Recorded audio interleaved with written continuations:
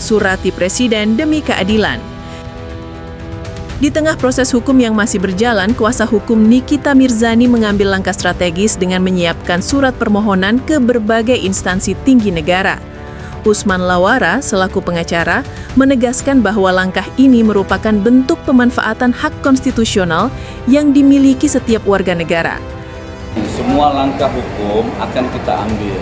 Kan sebagai warga negara Indonesia yang baik, kita diberi hak secara konstitusional oleh negara untuk menggunakan hak hukumnya. Nah, ini juga menjadi penting ya. Kami dalam waktu yang dekat ini, ya mungkin 1-2 hari ini, ada beberapa yang akan kami lakukan, termasuk nanti akan mengirimkan surat kepada Pak Presiden, kepada Bapak Jaksa Agung, kepada Menko Polhukam dan lain sebagainya, supaya persoalan ini tidak lagi diperlihatkan secara masif ya oleh oknum-oknum ini gitu. Artinya apa? Kita tidak menginginkan hukum kita itu diporak-porandakan sendiri oleh penegak hukum gitu. Ia menekankan bahwa surat tersebut akan memaparkan secara detail berbagai fakta hukum yang dianggap bermasalah dalam proses persidangan kliennya.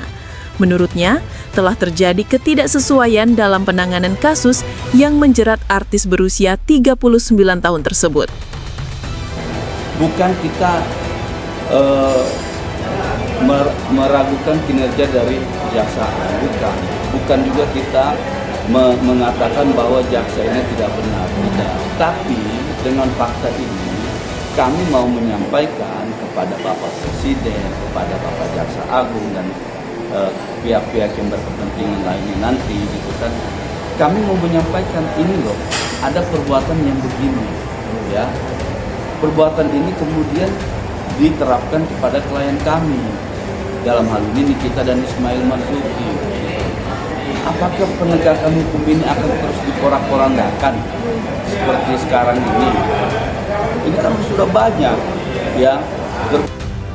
Persoalan antara Nikita Mirzani dan Reza Gledy sendiri berawal dari ulasan produk skincare yang dianggap negatif oleh pemiliknya. Reza yang tidak terima dengan review tersebut kemudian menghubungi Nikita melalui perantara. Dari komunikasi inilah kemudian muncul klaim bahwa Nikita meminta uang sebesar 4 miliar rupiah yang disebut-sebut sebagai uang tutup mulut. Transaksi pun terjadi dalam 2 tahap melalui transfer senilai 2 miliar rupiah pada 14 November 2024, disusul pembayaran tunai dengan jumlah sama keesokan harinya. Namun, kuasa hukum Nikita membantah keras tuduhan pemerasan ini. Bagaimana mungkin bisa disebut pemerasan jika ada proses negosiasi, perhitungan harga, dan pembayaran yang disepakati kedua belah pihak? Ungkap Usman dengan nada retoris. Ia menggarisbawahi bahwa dalam kasus pemerasan sejati, tidak mungkin korban akan membiarkan pelaku bebas selama 1 bulan tanpa mengambil tindakan hukum.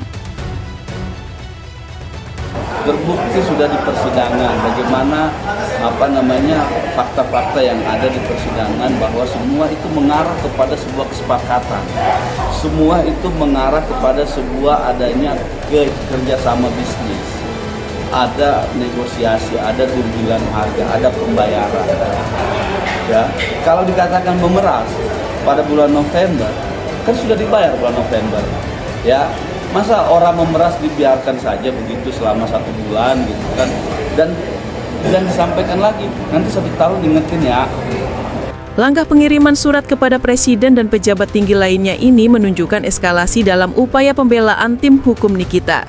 Mereka berharap dengan melibatkan pihak-pihak tertinggi dalam pemerintahan, proses hukum yang sedang berjalan dapat diawasi secara lebih ketat dan imparsial.